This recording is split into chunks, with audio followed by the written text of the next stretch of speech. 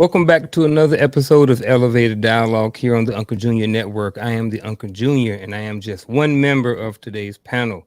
With me today, we have none other than the other artist, Antoine Christopher, up top. We also have across the table with Christopher McClellan, and right below him, we have Dr. Thomas Rashad Easley. Right beside him, ladies and gentlemen, the only mindset coach you will ever need, Mr. Dwayne Dwyer.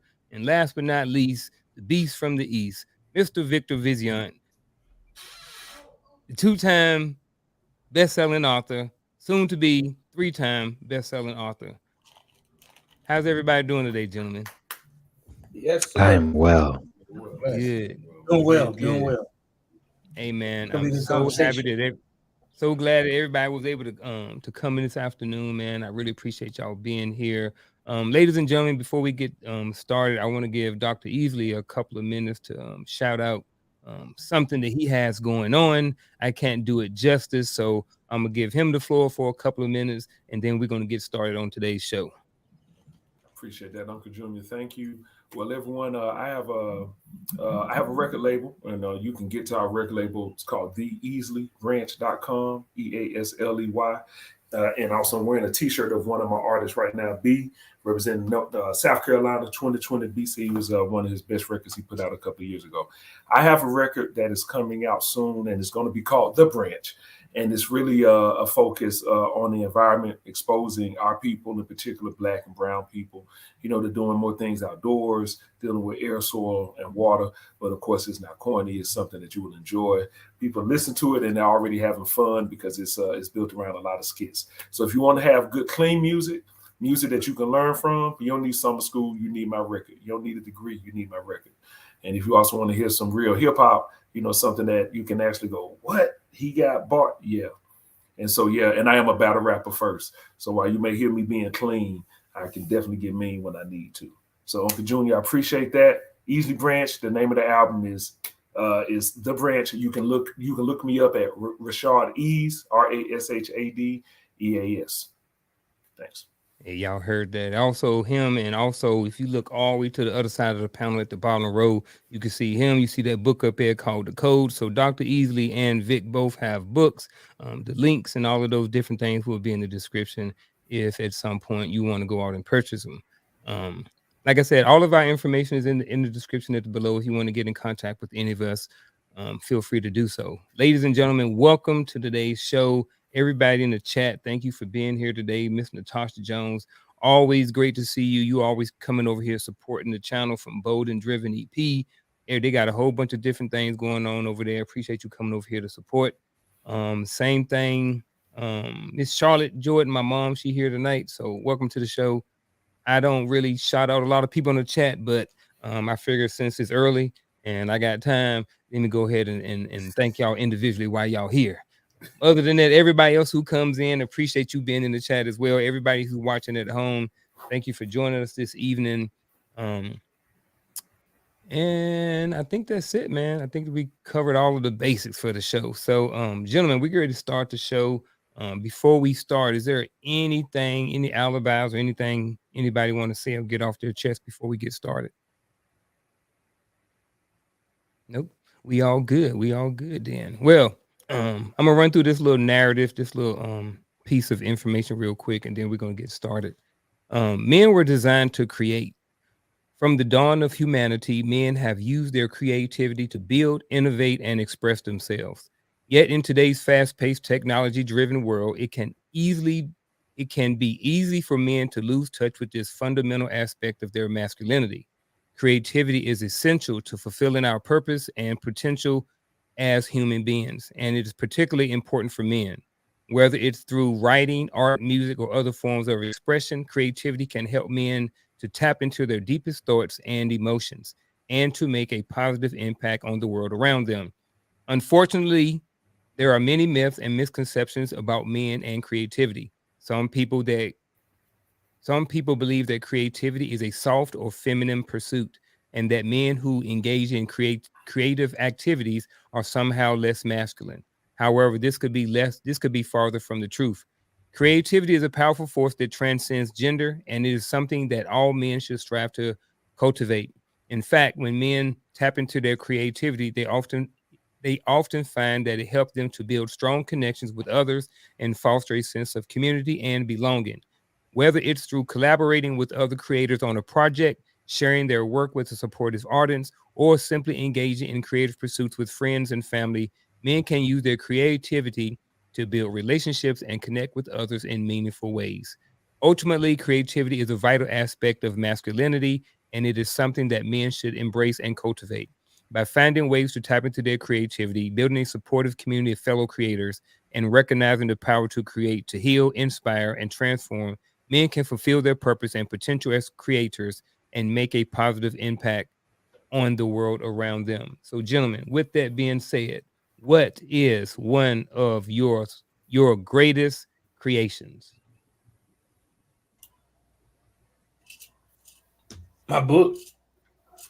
Hey, uh, sat down and challenged myself to follow through on something on behalf of myself, and um, because like in service, man, you wind up giving a talents away. You make other people successful along the way, um, and there's a learning experience that goes with it, and then when you figure out that you can recreate the same thing for yourself because your creativity was harnessed for somebody else's agenda, whatever it might be, somebody else's plan, and if you've been trusted with um, the leadership and certain responsibilities that require a level of creativity to execute, why can't you do it for yourself? So I feel like it's at this stage of my life is my first greatest creation.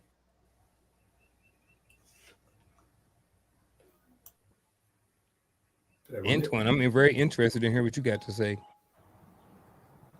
Oh, was you about to say something, Coach? Well, okay. Okay. Well, like I can't really speak my greatest creation. As in It don't being an have to be artist, your greatest. It could be one of them. I know, with right now we can't yeah. possibly think about everything, so Well, what I was actually gonna say is this: I believe my greatest creation will come towards the end of my life because then I can look back and say, you know what, I really left my mark. My mark will be my greatest creation. So I'll say that right off the bat. So my greatest creation as of now, in present day form, since I'm an artist, I create every day, right? And I get rewarded every day because I get to make people forget about the problems they have with what I create. I'm fortunate enough to see that because I get reactions. I get, oh man, that was so cool. So my creation really brings joy every day because I get to hear the feedback of it.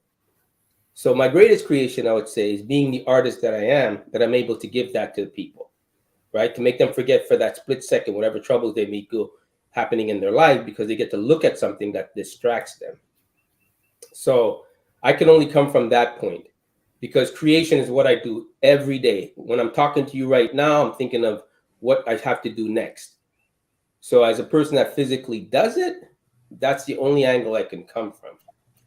But I wouldn't say I have a greatest creation yet. I could say that. I think if I had to like revisit, that would be inspiration. Um, the ability to encourage other people. I think that's probably the greatest creation you can think of because it doesn't cost anything. You know, um, and everybody's got to have a spark somewhere. You know what I'm saying? Because a lot of times you can see people create, but they can't inspire. So if it doesn't add value to the world around them in a healthy way, like what do they do? You know, because there's plenty of creations that go undiscovered. You know, um, undervalued and underappreciated, and the difference between achieving all those things and wiping out the unders is the ability to inspire. You know, because you have to find a way to capture interest and trust and an ability to establish a true organic connection. So I don't think you could do that without inspiration. I don't think you can do it effectively without that. I don't think your message can be received the right way if you are unable to inspire interest. So inspiration is one of the things that I think that I've been really good at, saying, giving away. Because if you can create it, you can give it away too. Hey, real quick, I want to give a shout out to our brother, Mr. Roland Walker, the man of many hats. He's not here with us personally, I mean physically, but he is still in the backgrounds. He went to go see his grandkids. So, Roland, appreciate you being here tonight, brother. Wish you was here. Miss you. All those good things. Hopefully, we see you back next week. Be safe out there. Enjoy them grandkids, man.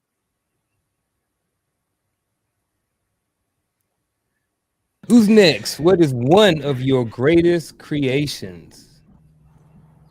I am going to say one of my greatest creations, since I am still creating, is my YouTube channel, Across the Table with Christopher McClellan. Even though I haven't really done anything with it, the object of the channel was to understand what it's like to be a husband and what it's like to be a father, because a lot of us didn't grow up with one.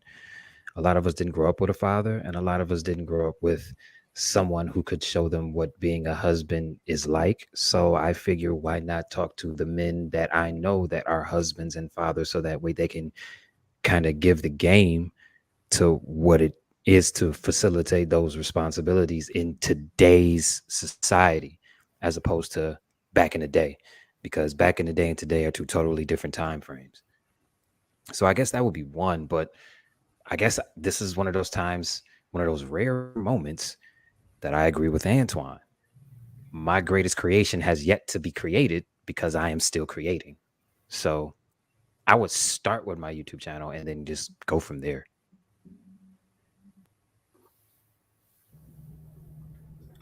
So I guess I'm gonna go a different route, because spinning off of what was said previously and what Chris just said, I don't care what I create from this point on; it will never be greater than the creation of my children. So even when I look at it, not just the concept or the idea of them being born, brought into this world, the influence that I actually have in their life at this particular point in time as they start to maneuver the space of life and continue to grow and develop and all this other great stuff. Um, so, my greatest creation, regardless of whatever it is I do moving forward, would never surpass my children and who they are to me.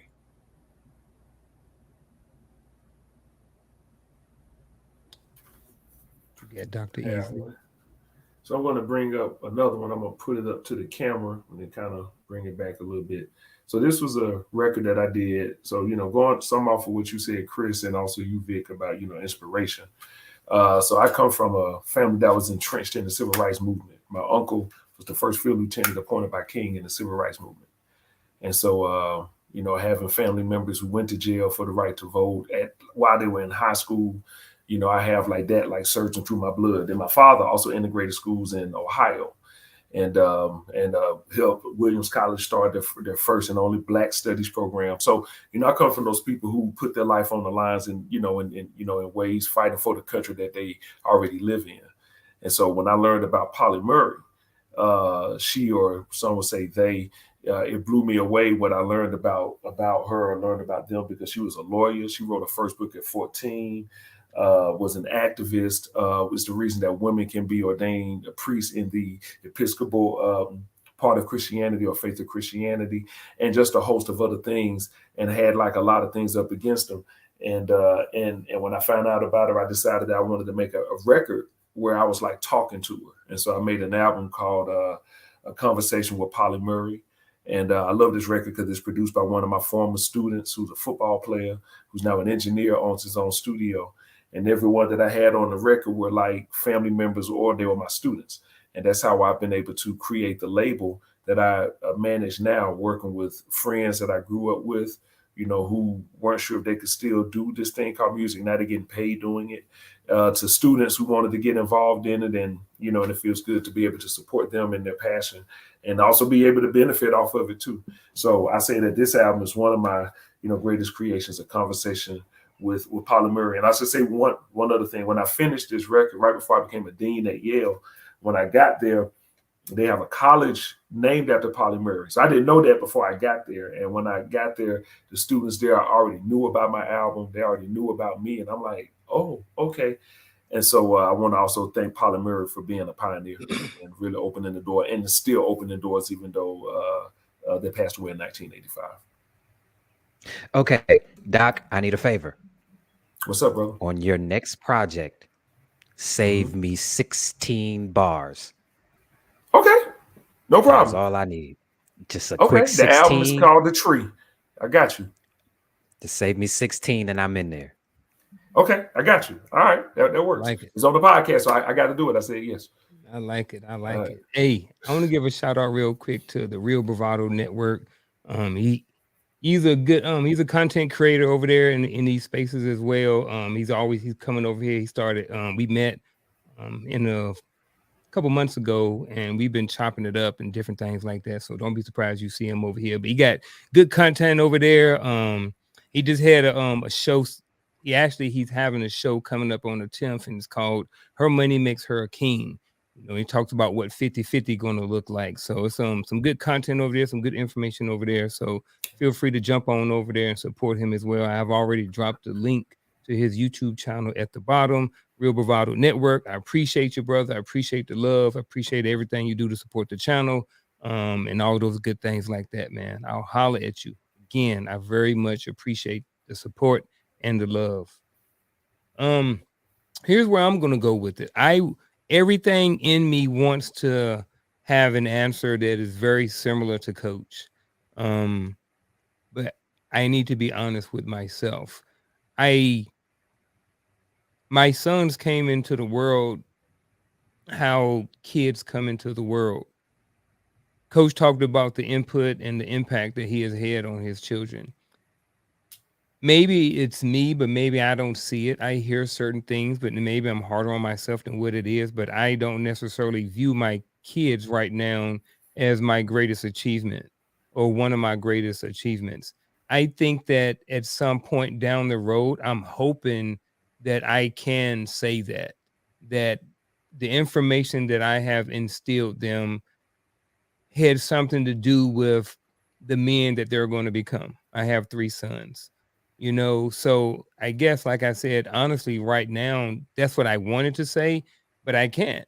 And I hope one day I will be able to say that. That's what I really want. And that's part of the reason why this podcast and this platform and this show was started.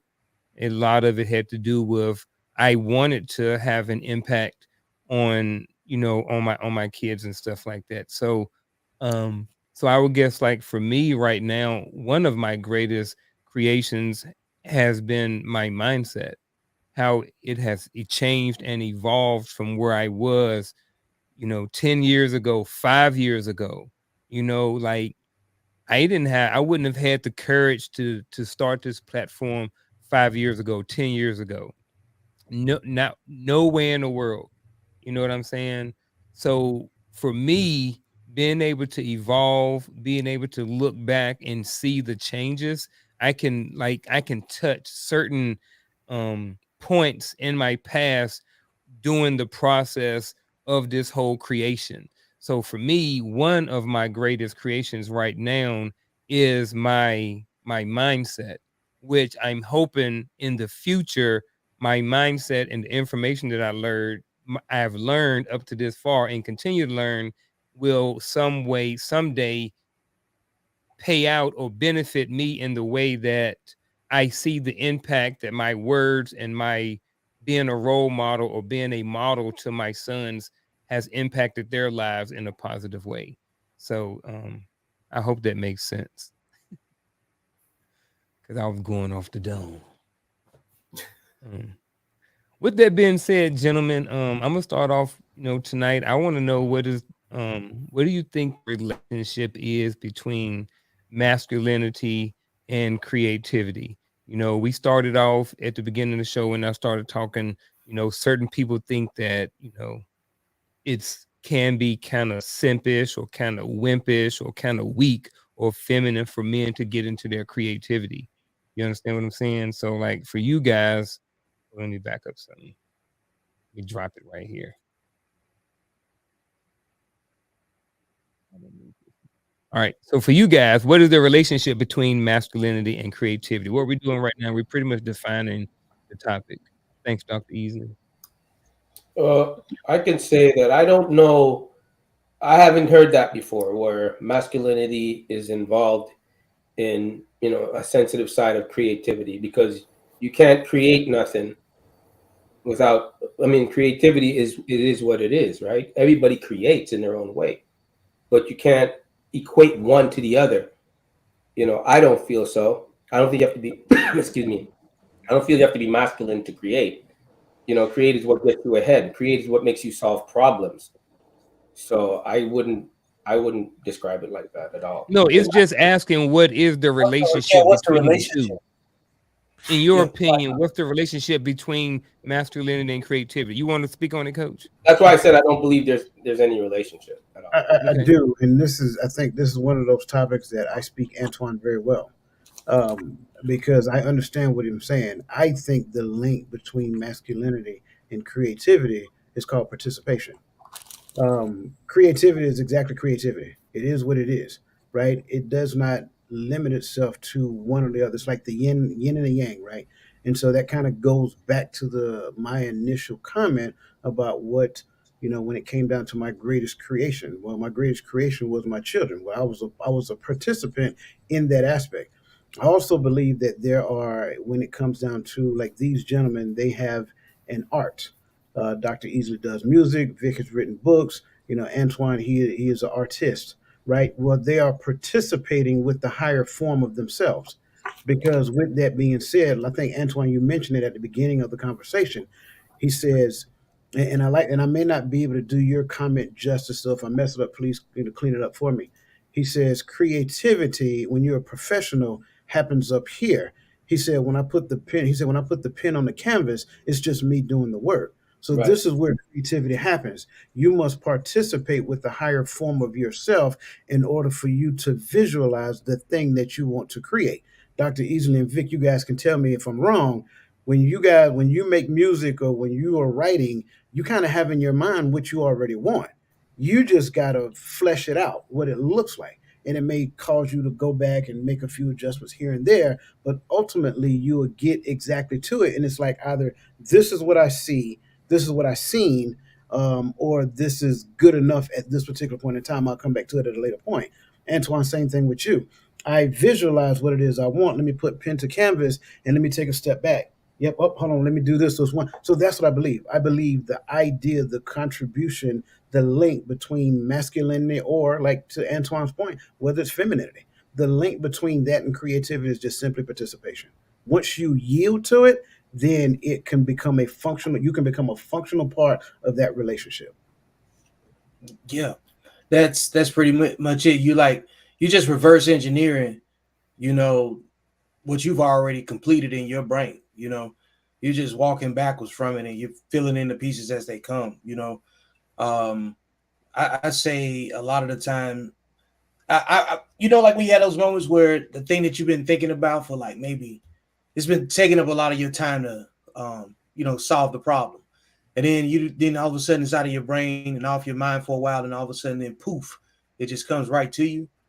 And you can't figure out how you got that understanding. You know what I'm saying? Not necessarily the answer, the understanding. Because if you got answers are very, what I'm saying, the solves it, that points you in the right direction. And it changes the way that you use because you start assigning certain value to them. Because if they're important to you, so it is your coded understanding. You know what I'm saying? So like you can recognize when you're having your boundaries violated in some kind of way, and make sure you're not understating your own value.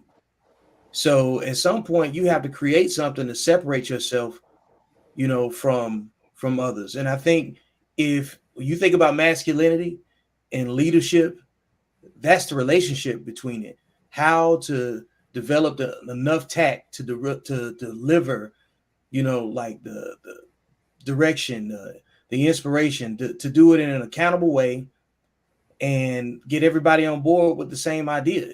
So masculinity piece is the leadership aspect of it, the ability to create interest in a healthy way, and the creativity is how you deliver that message. You understand what I'm saying? So I think the relationship between masculinity and creativity is how you lead with it. I'm going to go a different route because I know a lot of men who create and who produce. Like one of my friends just put out one of the hottest albums that has come out of my city, like on a strength. And he's probably one of the strongest men that I have ever been around. I'm going to say that the link between masculinity and creativity is the ability to produce, the ability to be able to produce something. You understand what I'm saying? Because for some strange reason, masculinity is linked to production. So if you can sit down and put together a masterpiece of an album, or if you can sit down and put together a masterpiece of a painting, or if you can sit down and write a book and produce something that is actually worth something, that is a direct link to masculinity according to society today. You understand what I'm saying?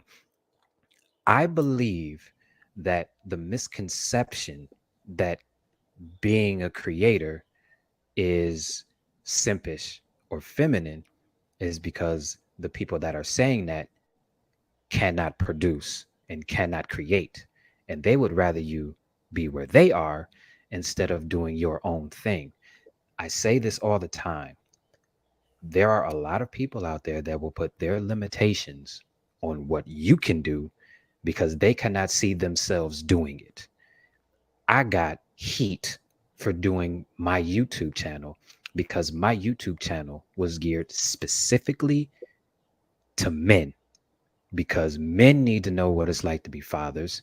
Men need to know what it's like to be husbands because we really do not have a lot of those examples. I went on somebody else's platform and they tried to tear me down completely. And these were people that I viewed as OGs. You understand what I'm saying? And I had to distance myself from them. Being masculine and being creative go hand in hand because they involve producing and being productive. And it does not matter if anybody else can see your vision, as long as you can see it and as long as you can put pen to paper, pen to paintbrush to canvas, pen to pad versus to microphone, you are producing something. You understand what I'm saying? That to me is the link. Okay, but I want to Being say able to this. search yourself. Oh, go ahead, Vic. I'll wait after you. I was about to say, and being able to search yourself too. A lot of people can produce things, but they can't assert themselves. You know, there's plenty of people who are sitting on gold mines of intellectual property, but without the desire to assert themselves so they can get their content in front of the right audience or whatever, or taking the time to build it. That's that hurts them too. So that's the other part that sets the conversation with the question better. It's like, can you assert yourself? If you believe in your product and your vision, can you withstand criticism without getting distracted and assert yourself and and shape your own outcomes? So being assertive is part of that. And I want to let people know, okay, this is a profound statement and it's true. To understand and appreciate art is to understand and appreciate the finer things in life, because that is where art dwells with creativity. You have to be at a certain level of intellect, walk into a room, see a scribble on a line, and create in your own mind what you see in front of you. You're looking at the image and you're saying, oh, that looks like a kid can do it. That's because the level of thinking you're at. But if you think of the process it took to make that squiggly line, is to appreciate the finer things in life, because that's why it's $2-3 million, because you have to bring yourself up to that level and understand that to create that line is the price tag that's put on it. It's not just walking in a room and looking at visual color. right? I dissect things with my eyes. I break everything down, right? But that's the creative level I'm at. If you walk into an art show and right off the bat you're bored, you're down here because you're not channeling the finer things in life of why you would look at that picture on a wall up here, because that's where creativity lies. So you have to be open minded to absorb that and put yourself aside and see, wow, how do I get up there to see what they see and to make an image out of what's in front of me, even though there's no image? That's what people need to understand when it comes to creativity. There's a very, very interesting thing about that, right? You can have all Not the to talent. mention, Oh, go ahead.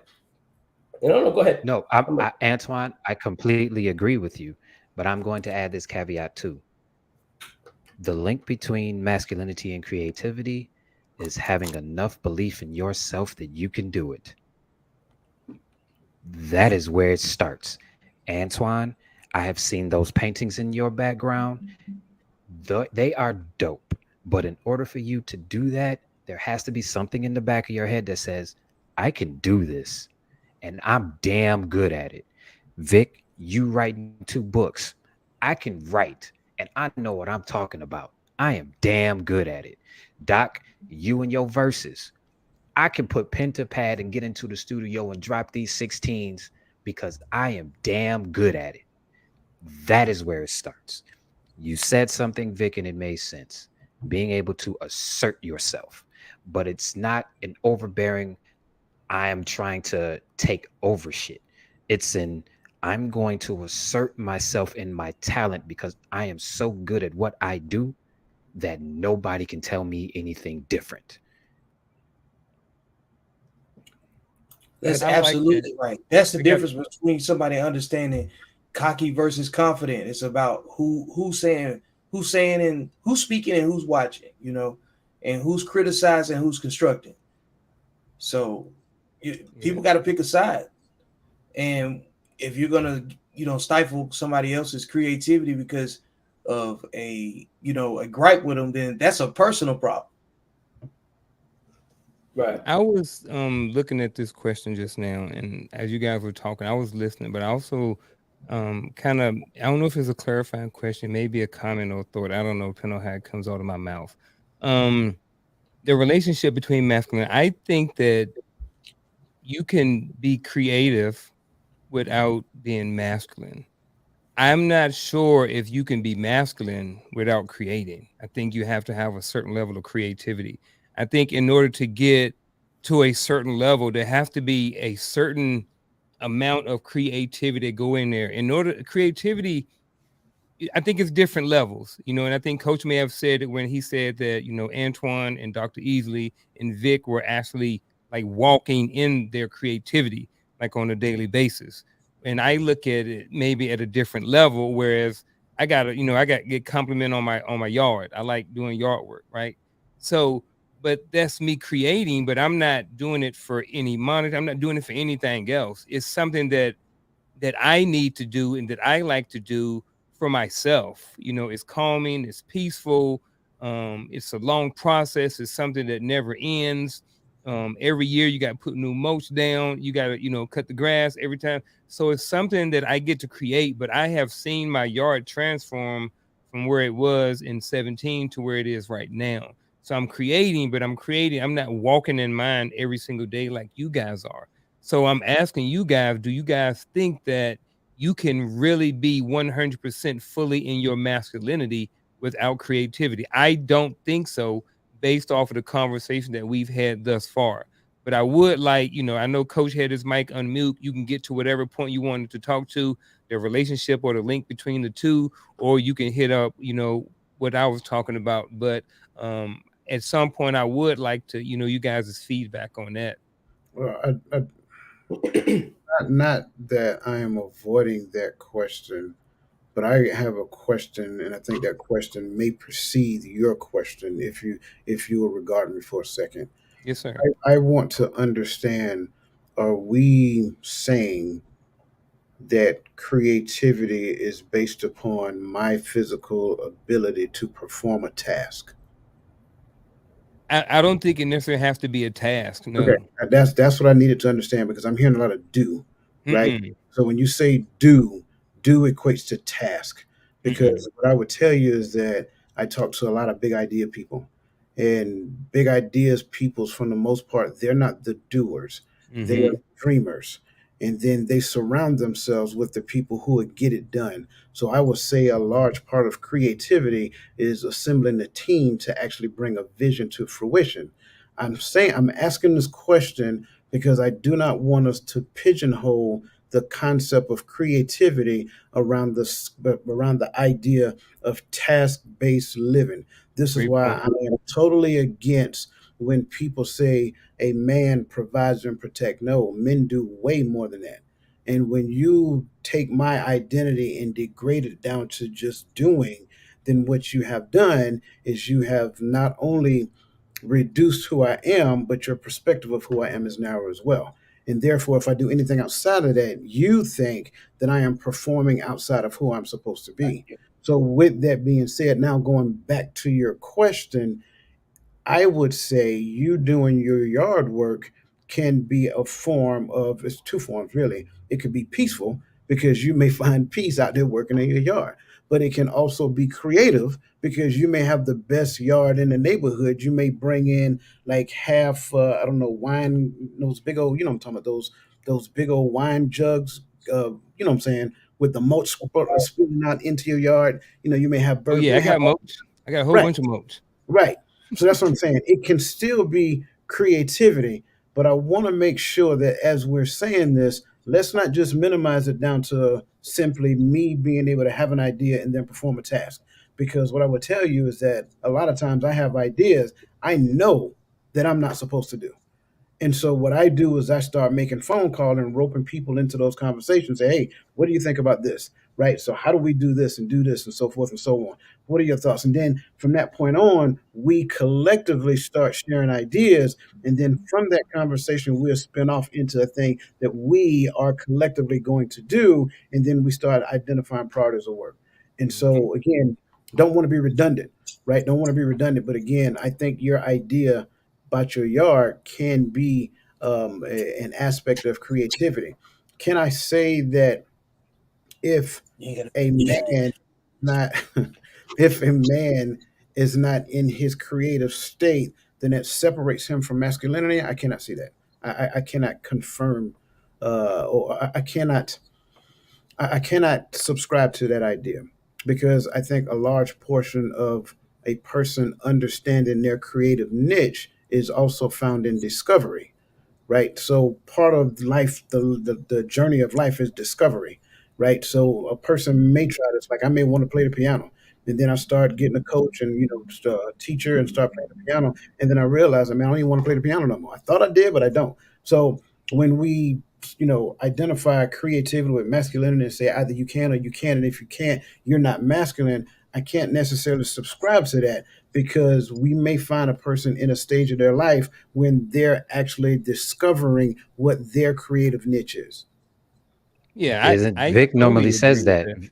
Okay, but I Vic, you agree, just but described accountable masculinity rule number what, 3 or 4? Learning how to delegate, Decentralized but leadership requires decentralized knowing when to leadership. lead and when to follow. Must avoid misrepresent fellow men. And although we are not perfect, we must have redeeming efforts. to It's your accountable talking masculinity. point, coach. To your talking point, coach. What you said was one of your greatest creations was your children, and you talked about how you inputted certain knowledge and information into them. That's creativity right there, correct? Well, the creativity for me is learning how Mhm. to communicate with them in their generation, Mhm. right? Because that wasn't a language I was accustomed to. That's not the language I was raised up in. So finding ways to communicate with them and being participative in that relationship to such a degree that they can hear me. I'm still struggling trying to figure this out with my baby boy, right? But me and my daughter, I think we're at that point to where we're vibing. Me and my oldest son, we're at that point to where we're vibing. He's still in that place where he's not 100% accepting. And this is what I would say to what you said. Don't look at it to where it's what you're pouring in them right now and you see it come to fruition. Sometimes you got to go back and think about how you were when you were growing up. You didn't accept everything that was told to you initially as well. And then those lessons came to you later and you reflected back on those things. So, regardless of whatever it is you do, continue to do that, right? Still be influential, still be a part of life, still give them things that you know that are of value and that will help them in their life. But part of that creative niche is finding that way to collaborate because I may be their father, but they're adults. So I don't get to tell them what to do at this stage in their life. I'm working with them so they can discover life on their own agenda. But people, listen, it's That's very, just I can't connect that's what just masculinity. I can't connect masculinity with creativity. Being creative is a very emotional thing. And I don't know, I'm sure Vic and I'm sure Dr. Easley, I'm sure you guys had created a line or said a word that profoundly affected you. And you know, emotionally, you can cry because you know you just fucking, excuse my language, you just nailed it. And it evokes an emotion in you. And it's not masculine. It's not a masculine thing. If you are so masculine that you're not willing to cry for that peak that you just hit, that you know you nailed it, you know it's going to be a hit. And if you can't express it emotionally, you didn't create what was brought out of you. It wasn't. When you nail it, it's an emotional feeling of gratitude that it's very at an intense level of feeling. And you're like, damn, I nailed it. And your justification is needed Antoine by need a no one shower else right but now. you. It's needed by no Antoine one need else a shower but right you. So I'm telling you, it's not a masculine thing. It's an emotional connection to what you're doing. You're creating for someone else besides yourself. Rather they read it, they hear it, they see it, or feel it. When you're cooking, you don't need a menu. Sometimes you're so creative in the kitchen, you don't know how much salt you're putting in. You don't know how much sugar you're putting in. But you're creating it out of pure love that when they taste it, they go, God damn, how long did you slave over that stove? It's creativity is an emotional thing. And when you reach it at a certain peak, you don't need a cookbook. You I don't don't need a need cookbook. the words just come. You don't need to write the lyrics. They're already in your head. You just need to execution and put them down. But sometimes you're so creative, your words can't, your hand can't keep up with what's coming out, and you're hoping you don't forget because you're channeling something that's open right now, and you're like, God damn, I hope I can. That's not a masculine thing. It evokes emotion. And if you're telling me that as a masculine man, masculinity is so hard and so this and no, no. That's why when you look at a newborn baby, you're emotionally connected with what you just created.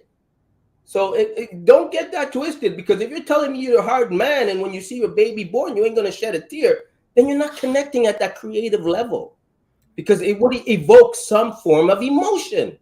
That's all I'm saying. Can I add one more piece before? Yeah, I'm sorry. Um, I know we talked about leadership, and I talked about creativity is a facet of participation. Well, when it comes down to creativity and leadership, we need to understand when we need to submit to the creative nature that is present. Creativity is always present. You have to submit to the creative nature that is present so that you can get the ideas that are needed to create the thing. Then, once you can submit to that idea that comes at any given point in time, then at that point you can transition into a more leadership role and say, okay, so how do I put this into action? Do I need to bring other people to this conversation? Is it something that I can action on my own? Do I need to action this first and then present the idea to the people that I bring? So that's what I'm saying. It's you can't. It's I always say it is a relationship. It is a collaborative relationship between you and your highest creative nature. But you must submit to it first in order to gain the clarity of what is presenting to you. Then at that point, you can move into a more assertive role and then bring the people involved. If it's outside of your skill set, get those people involved and move forward. What you got on it, Dr. Easley? So you've been over there sucking in all the knowledge. I Hey, want some of what you got in that head. I'm digesting right now. I don't have anything to offer. I'm still. I mean, I'm still taking on the creating is from your higher self. I mean, I love if if you all could elaborate on that, because that's really because that makes me just recognize why, like what Antoine said, when I do something and and it hits, and I really am thankful, because it's like I'm glad that I could get this out. I'm glad that I could finish it. But and then of course the icing on the cake is when someone else gets it and then goes, hey, like that. Like I've gotten people say like, yeah, that song helped me, kept me from committing suicide. That, like that lyric right there made me realize that I needed to love myself. And I'm like, wow, because in the moment when I'm writing it, I probably was thinking about the times when I hated myself.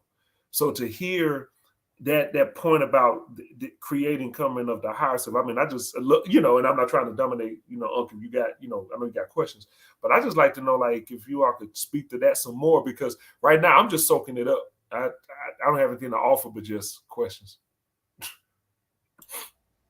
So, in my second book, The Business of Me, in a few of the chapters, I don't remember right offhand, I wrote about like the many funerals of you that you have of yourself. Like there's a version of you that can't come back. You know what I'm saying? Existed for a purpose and a time and for an understanding, and then when that shell of you, time was up and it was time to molt and grow. You got to stretch out, right? So you know that you can't ever go back into where you came from. You know, so it's like trying to put a comforter back in a bag or something. Like it never goes back in the way it came out. Like forget about it. You know, so Never, no matter how never, many times you fold it over and try to smash it down, it never goes back into that bag right. never goes back. Ever. So careful that you don't open it too quickly, because you got to be prepared to manage it. You know what I'm saying? Because it's not going back in the bag. Like you've already lost. You know what I'm saying? So like if you open it, you better commit. That's just the bottom line. And I think that creativity hits you the same way. Um, and so be careful. Because you can easily get locked in. It's plenty of movies and TV shows that's based off of like an impulsive writer that lost his mind or something and hurt people. Because you're dealing with different versions of yourself in order to accomplish the thing. Because like what you're experiencing, well, this is what I experienced. I think probably a better way to say it is that I try to be as objective as possible. You know how like we casually say, I need more than one me. So I create more than one me, because there's a version of me that's 30 years old that would not make the same decisions, that the 20-year-old version of me would make. They would all have a different perspective based on what they understand at that point in time. So I can only write about in that situation, I can only focus my energy on what has been, because I know the connections, the links, the opportunities. I could have gone this way and decided I pursued music more than I pursued, this creative activity. And I believe I would have been good at anything that I would have put my energy and effort into, because I always known when it's time to break away. I'm really good at reading the room, reading the writing on the wall. And when I look at my life in summarization, when you look at yourself in a 60,000 foot view in 44 years of life, and you think about everything you experienced when you start looking at it in decades instead of anecdotal moments, it ain't that bad.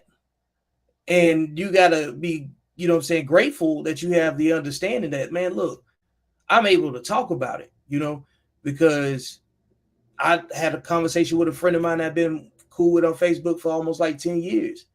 And he called to, check on us because of the tornado warnings and stuff that was going on down here in Texas. That was on Friday. And then, like Sunday, I found out he passed. He had a stroke. You know what I'm saying? And Monday morning, I'm talking to his mama because she told me that he spoke highly of me. He came to like 3 of my book signings. You know what I'm saying? So life is too fragile to focus on arguing about what words apply to what, to me. So I look at life from I can't care about it all at one time without thinking about it from multiple perspectives. So I think the ability to be objective is a gift, because the understanding, being able to compartmentalize yourself, and take you out of it. Everybody didn't have that.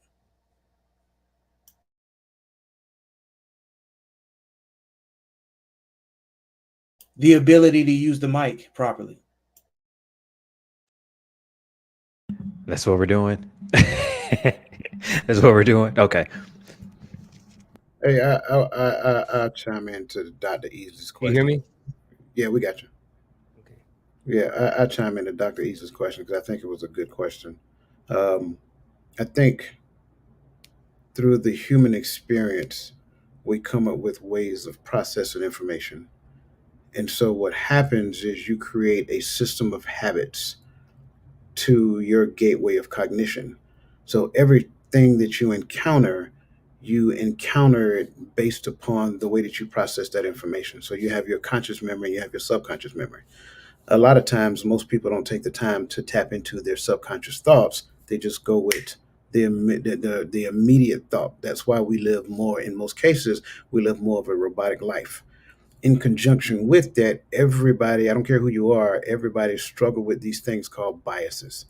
And so, because of some biases that we don't have the ability. Well, we do have the ability, but we don't take the time to consider the thing that I'm not considering. So, when it comes down to creativity as being a form of your higher self, it goes from not just your conscious or your subconscious. Now we're talking something along the lines of superconscious. That's where something other than yourself is injecting information into your psyche so that you can conceptualize something outside of what you would have normally thought of. This is why that thing that you come up with connects with another person that you may have never encountered or don't know anything about their life. This is why you can write a book, you can make music, you can give a form of art or whatever that looks like, and then somebody comes to you and say, "Man, that really touched me because I was going through this at this particular point in time," or so forth and so on. So it is one of those things to where you must find a way to remove yourself, your biases, your worries, your cares, and how you want to do a particular thing completely out of the way and submit yourself to a higher form of you. That higher form of you will give you a block of instructions, or in some cases, just a slight vision, and then give you the time to consider it. Right? Some cases you'll get like so I talk about me. I remember at one particular point in time I had a thought. It wasn't even a complete thought; it was just a thought. And I'm like, I don't even know what to do with this thought. But I do believe that every thought comes from a place. It just does not. It just doesn't randomly show up. Right? So it comes from a place. So why did it come from a place? And what am I supposed to do with this? So at that particular point in time, I did absolutely nothing. And probably about 3, 4 months later, somebody came to me and said the exact same thought that I had. And I'm like, tell me more about that. So we ended up talking about it. And next thing you know, we collaborated on the thing because what that person had was the other side of the thought that I actually had.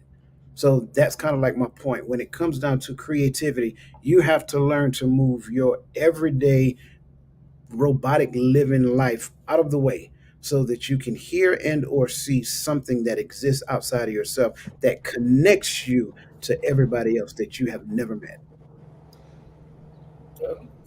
Dr. Easy, let me ask you this. Ask the question again because I want to make sure I understood. I want to make sure I answer it exactly correctly because I don't want to go off on a tangent. Your exact question, you're It was pertaining to conscious creativity, right? Okay. sure, yeah, and I want to thank Vic and thank Coach too. Self-regulate. Yeah.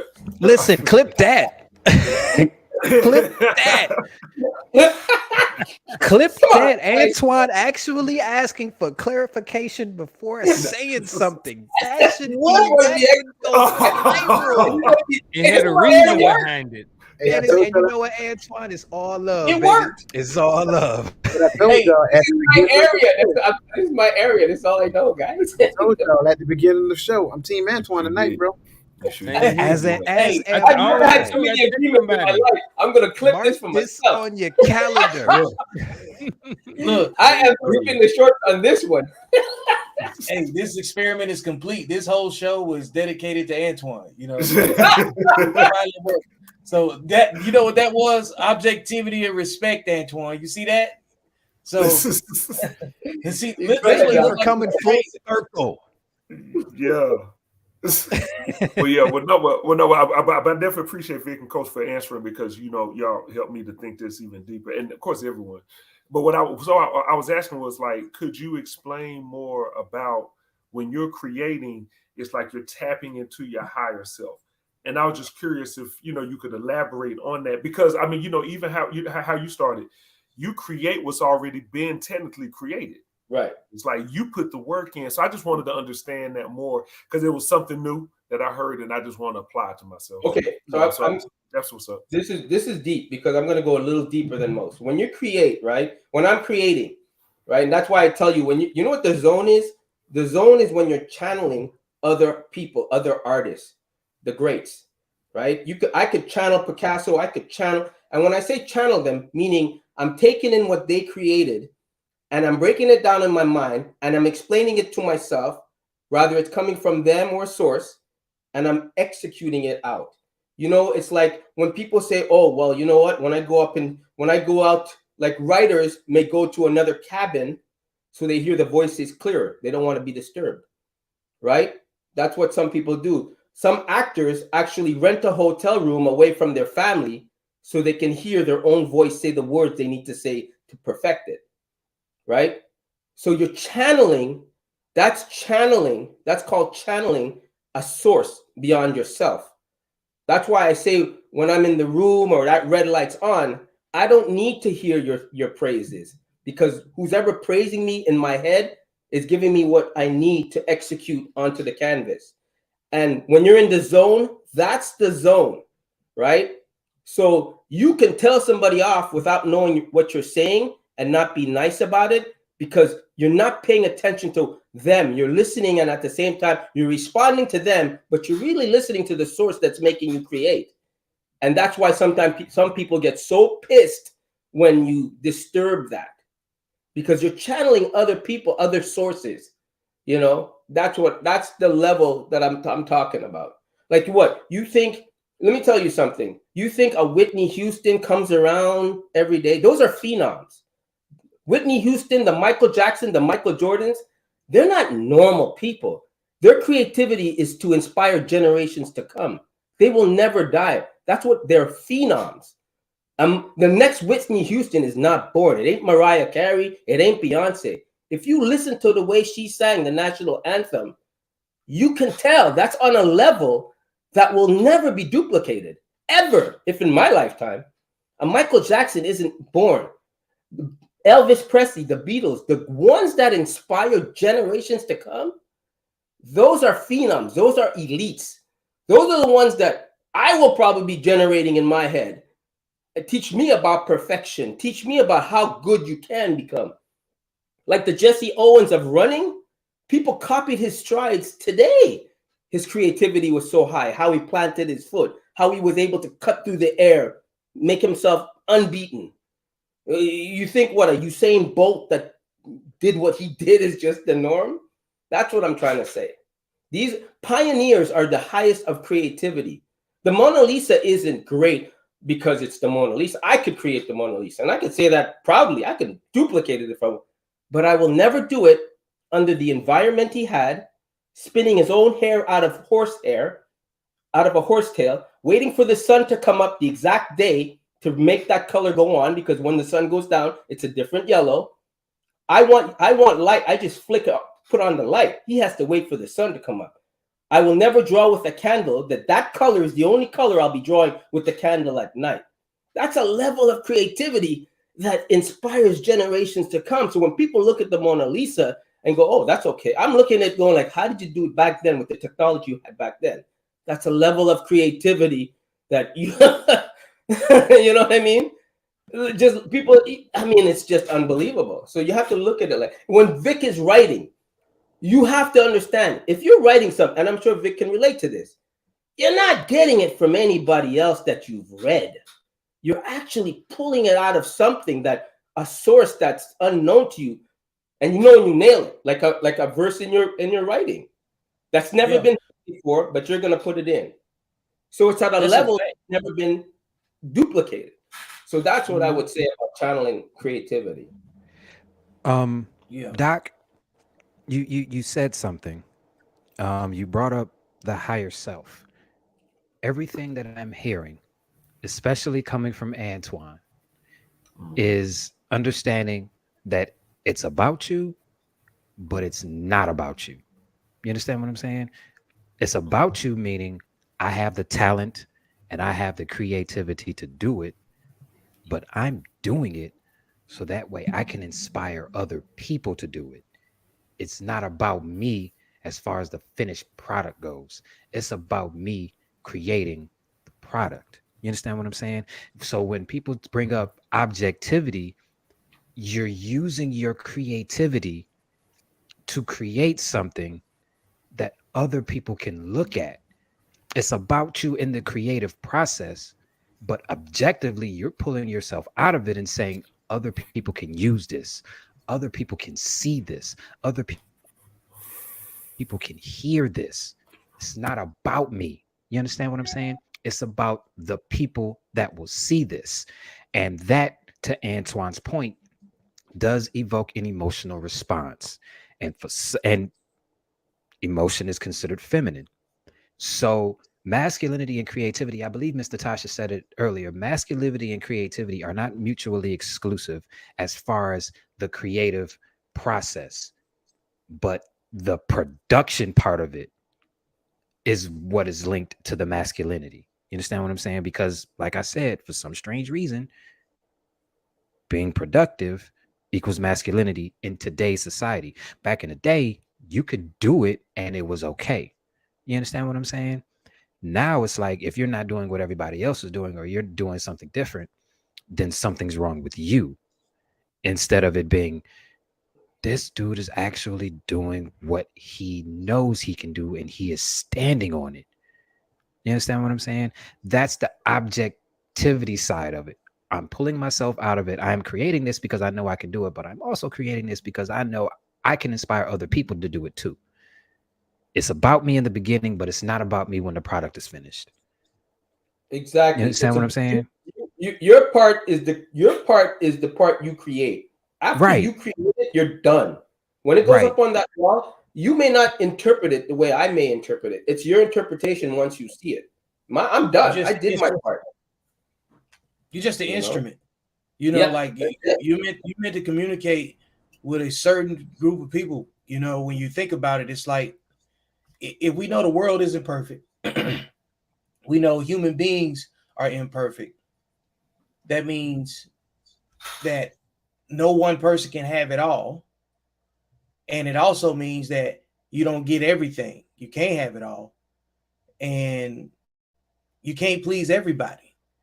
So the people that are meant to hear you are already listening, and if you got something to say, they're ready to listen to you also. So it's the difference between people being fans of a certain artist or not. You know, like regardless of their brand of music or whatever, you can walk past somebody that might be super successful in a completely different genre or something that you never understood or heard, and not even know who you are walking past. That's why you say, man, be careful. You don't know who you're standing next to. You know, um, you have to be one of those that's that's willing to be, you know, um, inspirational to others, and that's a responsibility. You can't complain about what we have in lack without doing something that's solution based to help solve the problem. You know, I'm tired of people being really good at complaining. You know, where is the solutions based conversations? Like we are professionals at complaining. Like in life, you live in your feelings until you meet the facts. You know, and that's when you get a greater understanding. That's when you can look at somebody and say, bless your heart, I know what they're dealing with, I know what they're going through. You know what I'm saying? Like that's what grace, you know what I'm saying, is always more well understood and accepted. You know what I'm saying? It's easier to see, and that taps into the emotional intelligence part. You know, and I think that you have to look at creativity is just fluid. It has to be, you know, because that way you can distinguish those that are successful. You know, you got to have reference points, you know, so you can create inspiration that is tangible, you know, but you have to do it with intangible things, meaning that You have to create intellectual property. You have to be exceptional, to inspire exceptionality, because otherwise you're going to have a lot of people overstating their value and then deceiving others that are still trying to find their way. And that's how we got to this conversation. So that's what I think. I've been listening a lot I and agree. understanding, even learned some stuff from Antoine. He brought in a great perspective that I mean I always learn from Antoine. I'm just being funny. But he brought a very different perspective about something that I definitely didn't know. When he started talking about how they had to draw back there or paint. Never thought about something as simple as waiting to the next day because of the light and how the light affects the colors that they use. And he talking about the hair and probably making their own paintbrushes and different things like that. It's like I couldn't even imagine. Like now, Antoine probably go to Hobby Lobby. He probably has some snob shop on that he follows and goes to get the best and the only greatest paintbrushes and different things like that. And I'm being funny, but also I think that because Antoine is an artist and he strives for perfection, that he makes sure that he have the highest quality products as well. Whereas back then, you had to create your own high quality product. So if you wanted the best paint, I'm assuming that you had to be very good at creating paint. I don't know how things were back then, but all of this got me thinking again about, is it just levels to this? Because and is does well, actually, I need to ask a clarifying question. It may have been spin off of what something that Chris said. So between the three people who are like actively engaged in their artists based off the conversation so far, Antoine, Vic, and Dr. Easley, I heard some things as far as doing it for yourself, but doing it for other people. Where is the balance in that? Or like, is it at the end of the day, is it all for me, but other people can benefit from it? Or is it I'm doing this for me, but I also am doing this because I want the accolades or I want the attention or I want the whatever that comes along with that. And if that's the case, does that is that ego? And if that is ego, is that even bad? And I know I said a lot. So I guess I'll back up again and reframe it as to saying is initially, do you guys think that creating is more about you, or is it more about the product, or is it more about everybody else, or is it a balance of the all three, or is it something totally different? It's all of it. Okay. I think it Yeah. depends on what it is that you do. Like for me, in terms of like the way I see it is, Like it's you all wrote of it. two books. Right. Was that for ego? Was that for everybody else? Was because you were creating, you just needed to create something, or did you come up with this concept to create something for another purpose, or was the purpose to create Yes, all of it. all of it? And yeah, because they're they're different. I would say correlators that I'm trying to achieve in certain areas to establish the level of maturity and like for instance, like in my products, right? Between the books and the real estate conversation, the military mentorship, there's so many degrees to it. It's a whole spectrum of things that I'm trying to influence.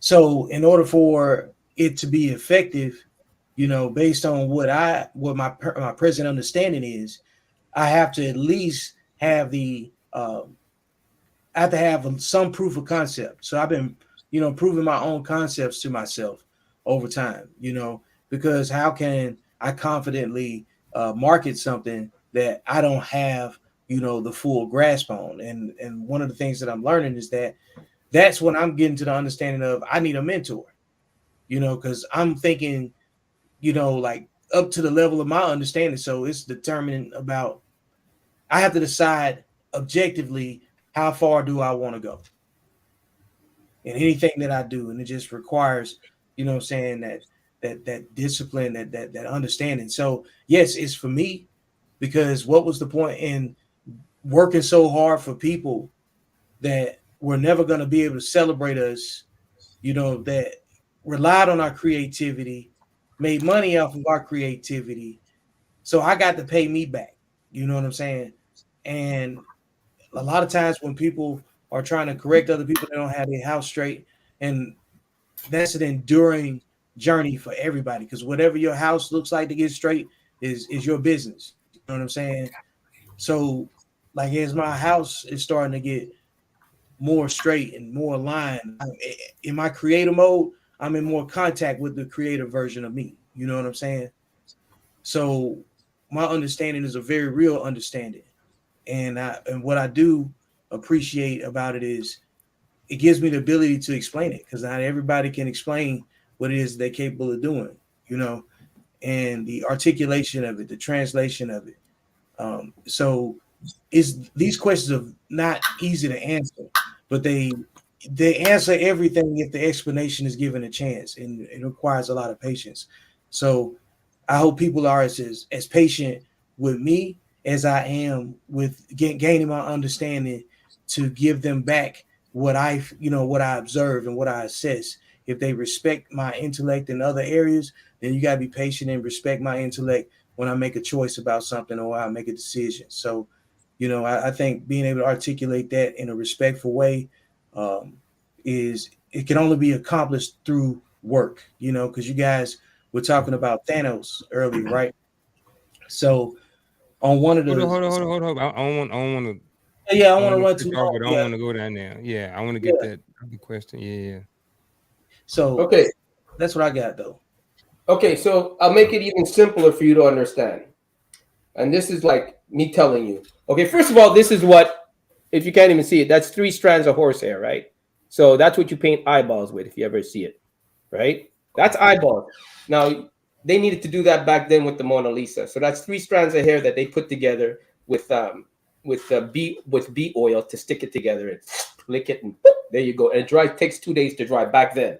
But that's what it is, right? To make it simple for you to understand, the rough copies is for us. The perfection is for you. So we get all the rough copies. That's ours. That's what we get out of it. But when you see it perfect and it's on the market, that's the copy for you. That's as simple as I can explain it. What's for us and what's for you. Creating it, rough copy, sketches, The process is for over you. the process is for The us. When process. you see it on the shelf with the whole printing and it looks gorgeous, that's you. That's the simplest I way I can explain it. I like that. Produce it. Because on the dumb I level, like like my that. on the lower level, like myself, or someone who doesn't create all the time like that, like I'm not in it, like Coach said, on a day-to-day basis. That's not me. But like that is low key some of the reason why. Like I enjoy going out in the yard. I also enjoy, that people walk by my yard and they compliment it too. I don't do it for them, but I enjoy it is refreshing when people do notice or acknowledge the work that went into that process.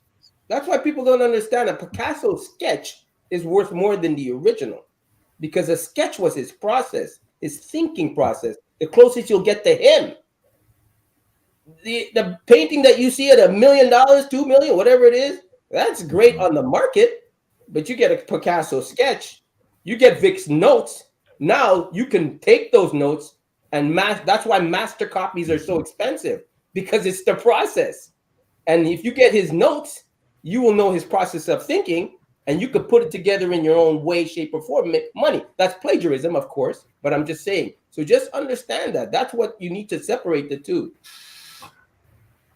I like that, I'm Antoine. oh, go ahead.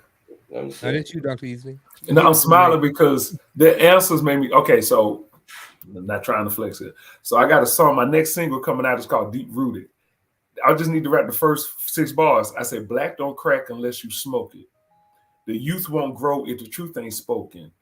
Anyone you love, you never know everything about. In the book you read, the chapters left out. Whatever you join got a part you don't want to know. Every movement got someone file supporting it on the low. So watch what you stand for and who you represent." Then I go, "Kids don't ride past the future in a DeLorean." Then it's big.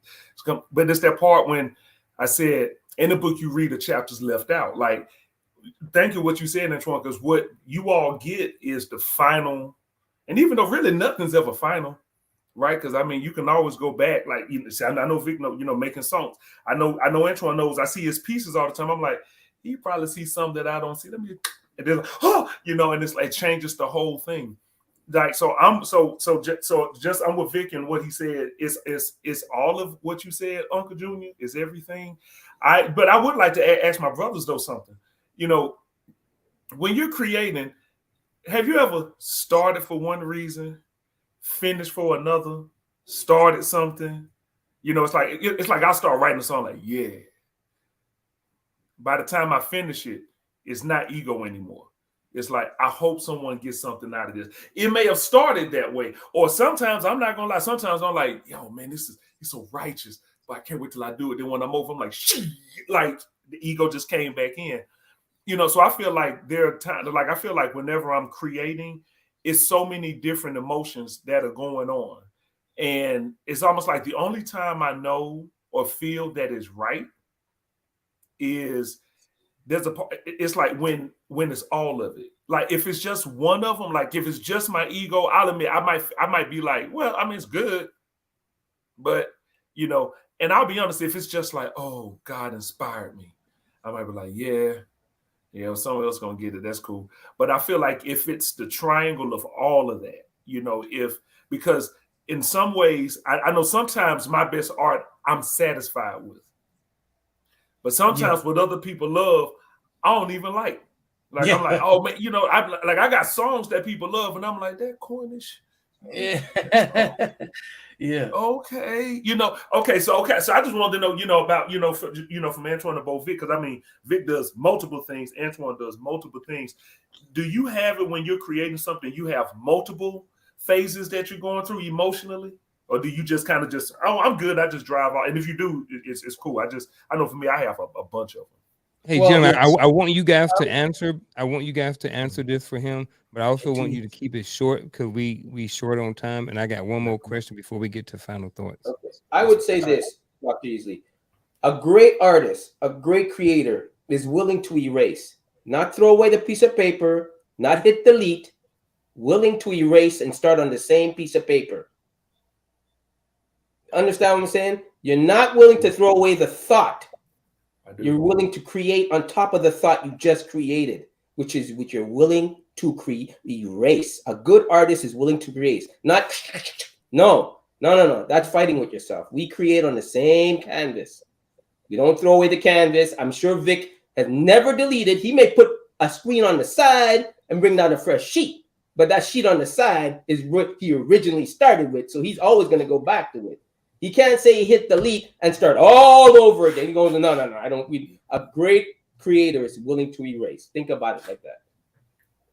Unless I'm wrong, Vic, but I don't see you doing that. But that's me. I think every creator has an outline. There's a phase, you know what I'm saying? There's a certain type of behavior that you gotta well, this is my process would be, observe, identify, create, courses of actions, you know what I'm saying? Follow it up with some sort of context in the form of a story, an illustration, you know.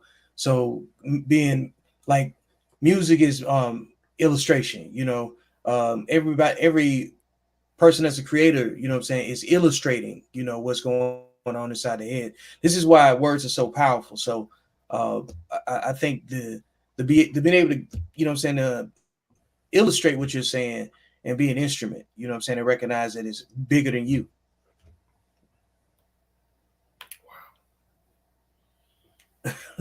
All the knowledge up here tonight. Hey, we're gonna get to we're gonna shoot out this one more question real quick, and then we're gonna get to our final thoughts.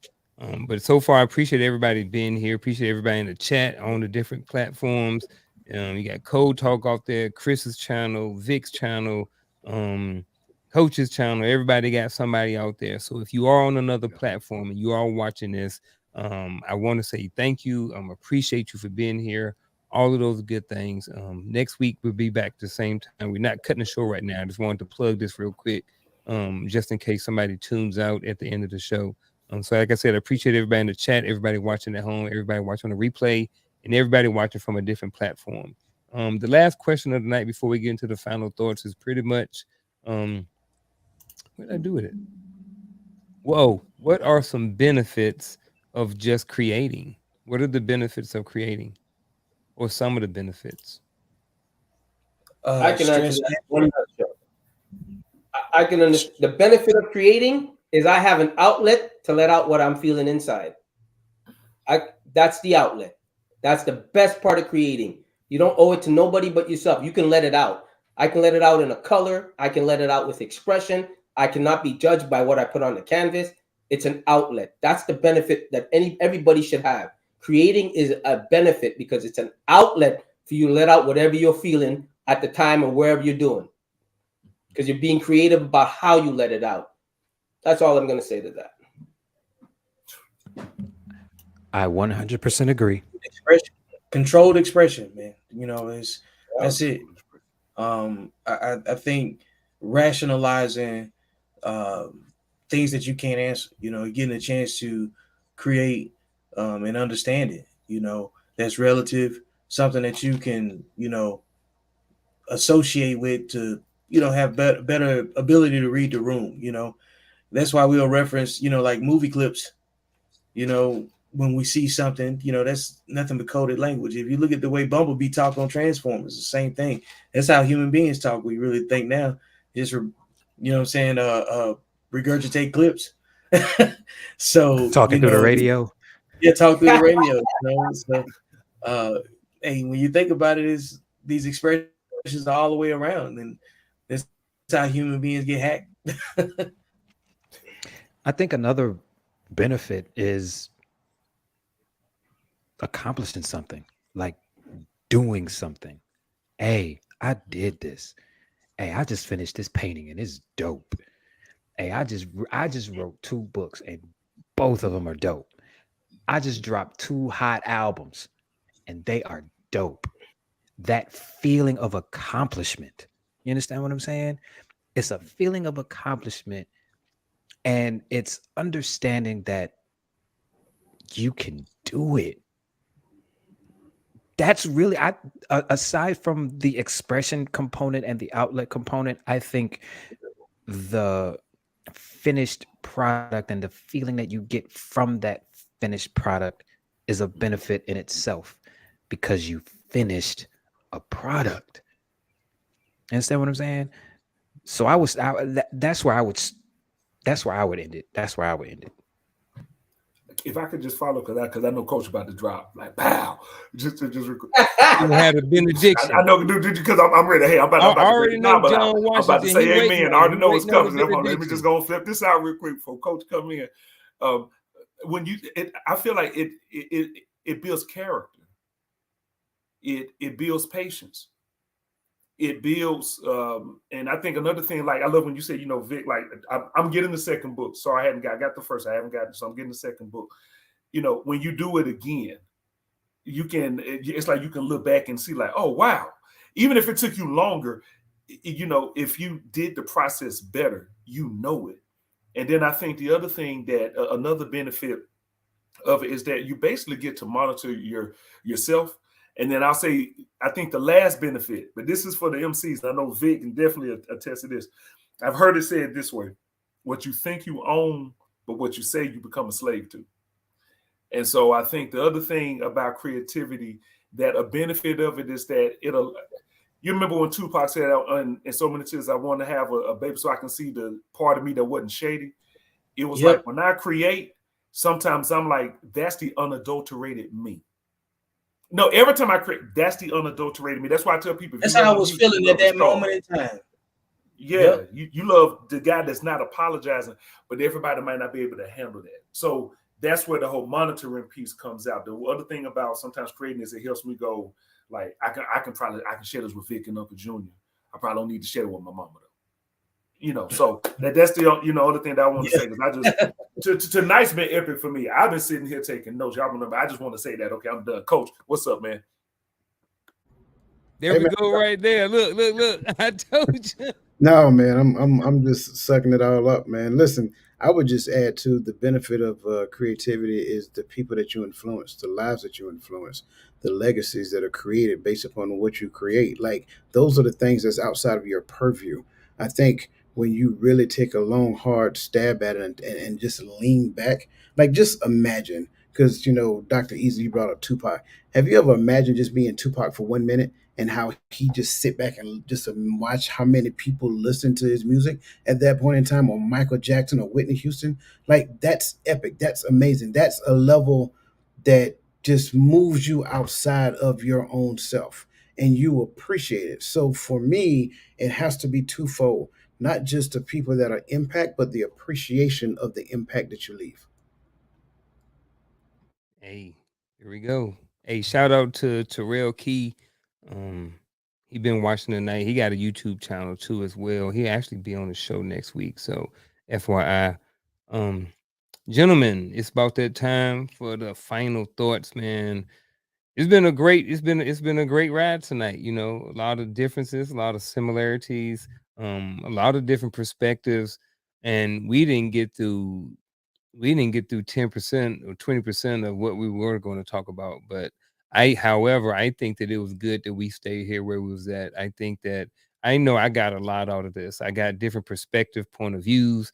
I seen Antoine and Vic agree on a consistent basis. You know what I mean? There's a whole bunch of different Mark this on the calendar. market. Yeah. Antoine was on fire. I mean, the comments, sometimes they be lighting comments, they be lighting Antoine up, but tonight, they were rocking with Antoine. So like It's somebody about just said, creativity. It's what I do. I'm sorry, man. yeah, exactly. Like I had already texted somebody before the show. I was like, Antoine gonna be on 100 tonight. So, and it was, man. And if you look at the last comment that John had, coach was over there cooking. He was putting the finishing touches on the benediction. And So he with that being said, he even impressed himself tonight. I Like, think not he that he doesn't any other time, but he held himself accountable and then accepted it. That's objectivity. and then the Antoine part that we need to clip up, man. You know what I'm saying? Antoine was like, hold up, before I get off, go down a rabbit hole. I need clarification. I can answer this exactly the way Dr. Easley want me to. You know what I'm saying? But it was fun, man. I really, like I said, I really appreciate everybody being here tonight. We're gonna jump into the final thoughts. We're gonna start with Chris and we're gonna go around the horn. Um, I'm going to be honest. I do not have a final thought because tonight was just so much fun because we got to talk about actually creating things and the link between creating things and the masculinity behind the creation of it. This was dope. I think this is one of those shows that you should just watch over again. My final thoughts are literally all throughout this. So I guess I would end it with walk in your purpose. If you believe that you can create something, go do it and go find people that will help you if you cannot do it on your own. Creativity and doing things, that is a great outlet and it will kind of help you along your journey. So that's my final thought. Tonight was fun. Thank you for that, brother Chris. And I'm gonna try to say one word that I think that for me just jumps out after what my brother just said: harmony. And I feel like that's what we had tonight. It was just harmony. We just flowed. It felt good for me to sit back, but sit back in silence and just take it in. I'm just feeling harmony, and I think that that's the final thought when it comes to creating and the energy that it brings out of you and the benefit is harmony. So spinning off of that, because I agree 100%, harmony is the key. And that's my point. Like, you have to find a way to harmonize with your creative self. It goes outside of the norms of your thinking. It goes outside of, just ego. And again, don't limit yourself to just task-based living. Like, you got to find a way to isolate yourself, meditate, get in tune, harmonize with that higher creativity, that higher creative version of yourself, so you can be amazed at the outcome. That's it. So the link between creativity and masculinity can be summed up in what I like to call accountable masculinity, because it's neutral, it's ambiguous, but is large enough to understand and accept, and it defines itself very quickly. So rule number 4 is about legacy and equity, and that's what was mentioned at the end. I can't remember who said it right offhand, but live a life of service towards your community and others. You must be credible and capable of both mentoring and being mentored. You must be receptive and coachable, and being able to instill knowledge and wisdom into others is an act of submission and a privilege. So that's what accountable masculinity is all about, is that if you have the ability to identify a problem, don't invest in the complaints. Find a solution and get it to somebody else as quickly as you got it.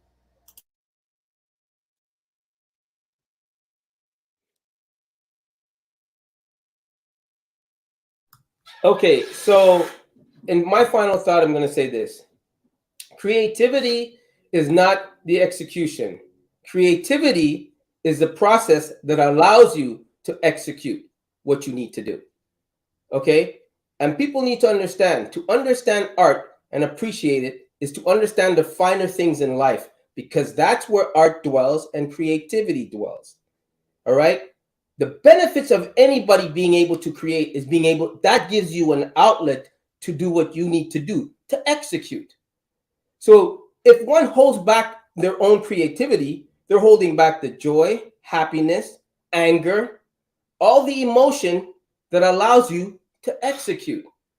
So just remember that everybody has a form of creativity in them. You know, the process of somebody fixing a car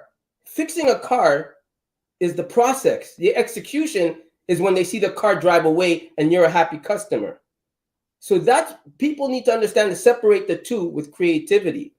Because a professional like myself, the drawing is already done. I just need to put my hand down. Now, a beginner is the one that needs to look at what they're doing, put their hand down, and channel what it is that they're doing. But we over here execute already in our mind, and it's just putting it down onto the canvas. Any great person will tell you that, right? Back in the day, creativity was not understood. That's why art was shunned until someone came around and appreciated it. That's why they didn't make money back then with art, because no one had that level of appreciation. They couldn't understand where it was coming from, you know, the weird hats, and because hygiene and all that, we didn't take care of ourselves because we were too busy creating with all what we have inside of us. So any person, that's why we go away to rooms, we lock ourselves up. So when you hold back creativity, you're holding back an outlet. And if you can't express yourself emotionally, you're holding back yourself from creating. So you have to have a balance between the two. And the people around you have to understand, when you walk into a room of art, don't try to look at the art and judge it. You have to see what the art invokes in you to have that outlet to express it, right? What that art invokes in you, your creativity is how you express it.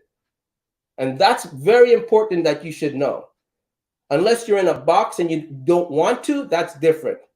But remember, creativity is not the execution. Creativity is the process, the creating process of it. The execution is what we give you, right? And another thing that to remember, the rough sketches, the whole designing, that's for us. The perfection is for you, the audience, the people to look at. Man, this was great tonight. Again, it was a great show tonight. Natasha just said great show, and Tarils just said the same thing. So I'm not saying anything that everybody's watching at home don't already know. However, gentlemen, tonight I want to give you your flowers, some more flowers. I really appreciate you again for being here. Really, really appreciate the time that you take out of your life to come over here and share. To come over here, and we as 6 men here tonight, we was able to create something that we hope at some point that people are going to be able to benefit from. So at the end of the day, all of those good things. And if you're in the chat, if you're at home or something like that, before you go, make sure you hit that subscribe button, like the video, and share it with someone you think could benefit from it. Thank you to all the Wolfpack members who are here tonight. I really appreciate you guys. And a big shout out to the most elevated chat on YouTube. And last but not least, everyone who tuned in to hear what we had to say about this topic. See you next week, 7 p.m. Eastern Standard Time, for another episode of Elevated Dialogue here on the Uncle Junior Network. And don't forget to tune in this Friday night, 8 p.m., the Empowering Perspective podcast over on Coach's channel. The link will be in the description. Vic just posted his channel. I didn't see what it is, but I'll stick it up here. Go over there. Everything's in the description. And we will see you guys next week. All right. We are out as soon as I find this button to let us get out of here. Here we go. We out, folks. I love it here.